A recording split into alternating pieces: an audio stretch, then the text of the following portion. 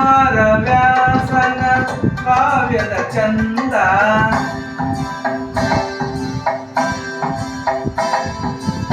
ಕವಿ ಸರ್ವಜ್ಞನ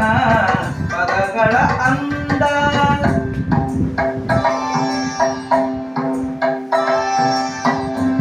ಕುಮಾರವ್ಯಾಸನ ಕಾವ್ಯದ ಚಂದ ಕವಿ ಸರ್ವಜ್ಞನ ಪದಗಳ ಅಂದ